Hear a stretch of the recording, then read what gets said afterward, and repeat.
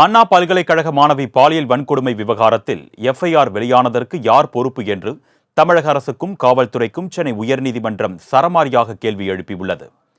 அண்ணா பல்கலைக்கழக மாணவி பாலியல் வன்கொடுமை தொடர்பான வழக்கின் விசாரணையை சிபிஐக்கு மாற்றக்கோரி சென்னை உயர்நீதிமன்றத்தில் தாக்கல் செய்யப்பட்ட மனுக்கள் நீதிபதிகள் எஸ்.எம். சுப்பிரமணியம், வி. லட்சுமி நாராயணன் அடங்கிய அமர்வில் விசாரணைக்கு வந்தன. அப்பொழுது மனுதாரர்கள் தரப்பில் வழக்கு தொடர்பான முதல் தகவல் அறிக்கை வெளியிடப்பட்டது சட்டவிரோதம் என்றும், இதனை காவல் ஆணையாளர் ஒப்புக்கொண்டுள்ளதால் சம்பந்தப்பட்ட காவல்துறையினர் மீது நடவடிக்கை எடுக்க உத்தரவிட வேண்டும் என்றும் வாதிடப்பட்டது.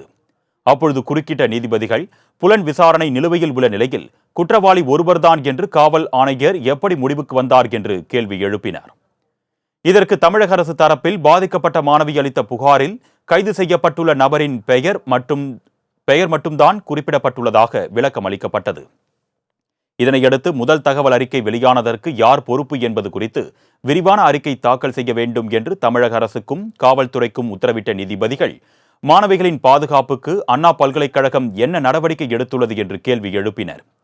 தொடர்ந்து நிர்பயா நிதி செலவு செய்யப்பட்ட விவரங்கள் குறித்தும், பல்கலைக்கழக விசாகா குழுவில் எத்தனை புகார்கள் வந்துள்ளன என்பது குறித்தும் அறிக்கை அளிக்க அண்ணா பல்கலைக்கழகத்திற்கு நீதிபதிகள் உத்தரவிட்டனர்.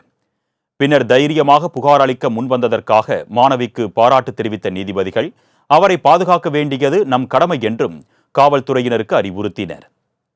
பெண்கள் ஆண்களுடன் பேசக்கூடாது, பாதிக்கப்பட்ட மாணவி அங்கு சென்றிருக்கக்கூடாது என்றெல்லாம் சொல்லக்கூடாது என்று அறிவுறுத்திய நீதிபதிகள், காதல் என்பது பெண்ணின் தனிப்பட்ட சுதந்திரம் என்று குறிப்பிட்ட நிலையில் இந்த வழக்கு இன்று மீண்டும் விசாரணைக்கு வருகிறது.